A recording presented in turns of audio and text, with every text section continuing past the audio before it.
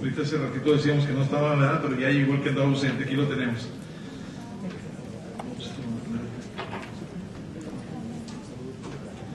Está con nosotros ya el doctor Ricardo Alvarado.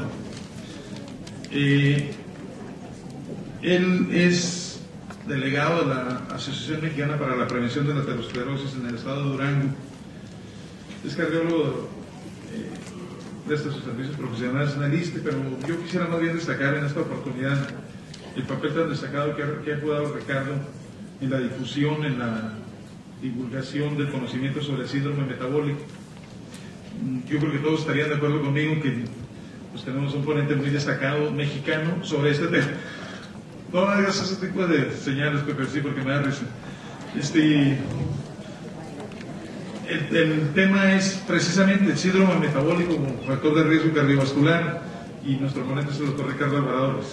Adelante, Ricardo. Bienvenido.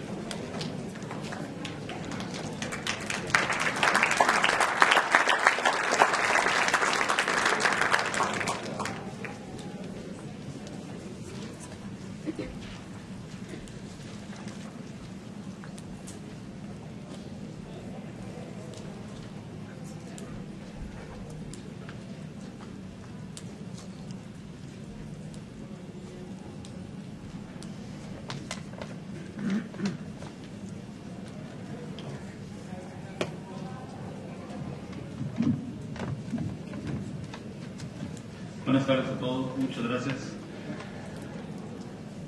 a los organizadores de este evento por la amable invitación que me hicieron para participar en el primer congreso de ACAM de este año.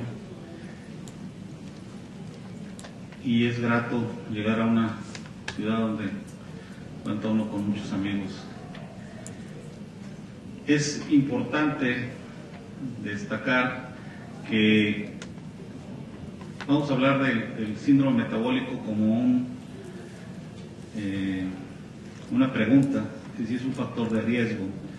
Quisiera un poquito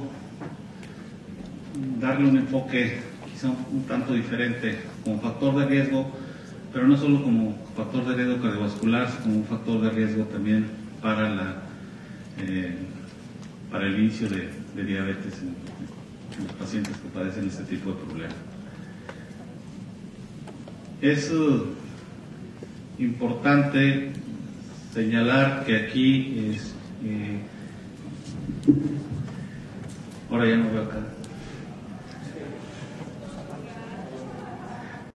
pero finalmente el hablar de síndrome metabólico es que estamos hablando de riesgo metabólico. Hay una serie de factores por todos conocidos, algunos clásicos o no todos clásicos, pero hay una serie de controversias en relación a si el síndrome metabólico existe o no existe. Hay una pintura importante, un pintor español, que Saturno se come a su hijo y finalmente el que hizo o diseñó el síndrome metabólico lo escribió primeramente, después lo mató.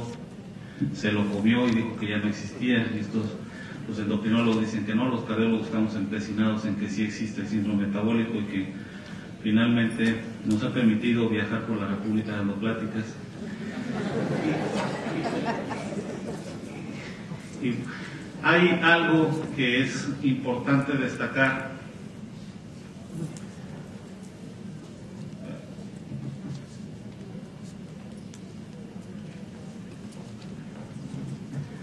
Gracias,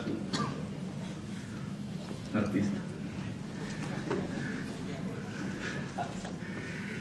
En el que, por un lado, los factores clásicos del riesgo cardiometabólico y por otro lado, todos estos factores que están enunciados aquí, que no se reconocen como un problema real o que muchas veces forman parte del síndrome metabólico, pero no están catalogados o no son buscados más bien por los médicos en ese sentido. Vemos cómo el síndrome metabólico incrementa el riesgo de dos problemas. Por un lado, el riesgo cardiovascular, el riesgo de desarrollar enfermedades cardiovasculares, sobre todo aquellas de tipo aterosclerótico, pero también el riesgo de diabetes. Finalmente, por un lado o por otro lado, ya sea por síndrome metabólico o por la presencia de diabetes, el paciente va a tener enfermedad arterial coronaria. Y esto es algo que debemos de tener en cuenta y que finalmente es lo que debe de fijar nuestras metas de cómo reducir este riesgo. Todas estas causas, el panorama que nosotros tenemos en relación al síndrome metabólico, la necesidad de implementar una serie de estrategias para reducir este problema y de tratar al paciente de una manera integral. Creo que finalmente, si existe o no existe, si es o no es un síndrome metabólico, creo que la suma de los factores aumentan el riesgo de tener un problema cardiovascular, aumentan el riesgo de padecer diabetes, y esto en un momento dado hace necesario que reduzcamos ese riesgo, pero nos permite en gran parte, y eso creo que es la importancia del síndrome metabólico, nos permite evaluar al paciente de una manera integral y nos permite también nosotros buscar los otros factores. Si tenemos uno, busquemos los demás y busquemos si hay síndrome metabólico o no, porque esto le está generando un mayor riesgo a cada paciente. El riesgo de eventos de enfermedad arterial coronaria básicamente está asociado con sujetos no diabéticos que tienen alteraciones en relación a la insulina. Mientras más resistencia a la insulina existe, mayor riesgo de enfermedad arterial coronaria. También en relación a la acción de la relación de la resistencia a la insulina y el aumento de la grasa abdominal a nivel del tejido adiposo, pero de la desarrollada en la cintura, aumenta el riesgo de eventos coronarios. El síndrome metabólico, como se inició en un principio, el síndrome descrito por Riven de resistencia a la insulina o síndrome metabólico, consistía en todo esto, pero finalmente en esta perspectiva de síndrome X, todas estas alteraciones de la intolerancia a la glucosa, la hiperinsulinemia, el aumento de los triglicéridos, la reducción del colesterol bueno, el colesterol de alta densidad y la hipertensión, o aún sin hipertensión, con cifras elevadas de presión, lo que nosotros llamamos hipertensión arterial alta o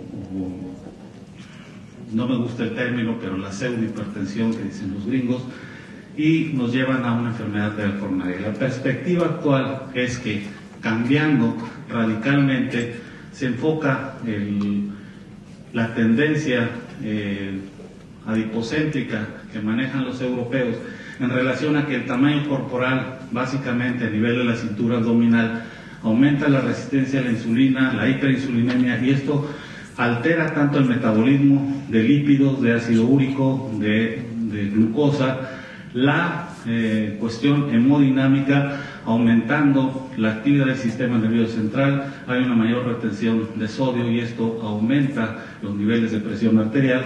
Y también hay otra serie de factores de riesgo, porque todos estos pacientes tienen un problema de un proceso inflamatorio que es subclínico. Es algo que no podemos detectar, pero finalmente está ocurriendo dentro del organismo de cada paciente que tiene este problema. Esta es la definición que se hizo inicialmente.